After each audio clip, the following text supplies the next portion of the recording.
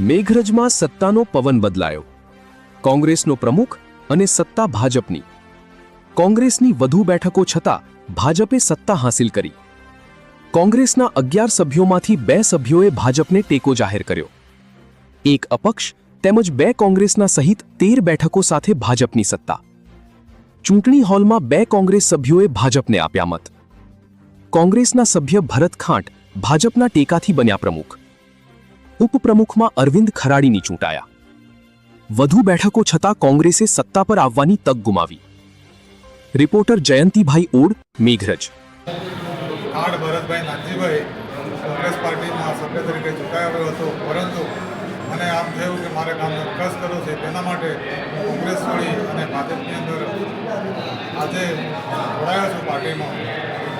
ત્યાં મેન્ડેટ પર મને પ્રમુખ તરીકે જે સત્તા આપી છે એ હું સૌને સાથે લઈ અને સૌનો સાથ અને સૌનો વિકાસ એના માર્ગે ચાલીશ.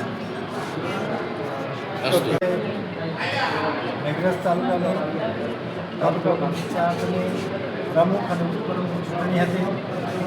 આની અંદર 10 સભ્યો ભારતીય જનતા પાર્ટીના મેન્ડેટથી ચૂંટાયેલા હતા, 11 સભ્યો કોંગ્રેસના મેન્ડેટથી ચૂંટાયેલા હતા અને એક અપક્ષ સભ્ય હતો. પરંતુ આ ગુજરાતનું 30 વર્ષનું ભારતીય જનતા પાર્ટીનું શાસન અને વિકાસની રાજનીતિ અને કેન્દ્રમાં પણ નરેન્દ્ર મોદી સાહેબનું શાસન અને વિકાસની રાજનીતિથી પ્રેરાઈ અને ભરતભાઈ અને અરવિંદભાઈ એ બંને કોંગ્રેસ છોડી અને ભારતીય જનતા પાર્ટીમાં જોડાયા.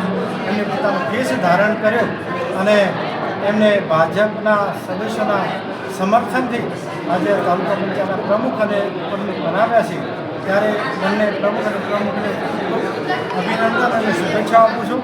અને તાલુકાના વિકાસ, જે રાજ્યની વિકાસશીલ સરકાર જે વિકાસ કરી છે એ વિકાસ ગામડા સુધી પહોંચે એવા અમે સાથે મળીને પ્રયત્ન કરીશું.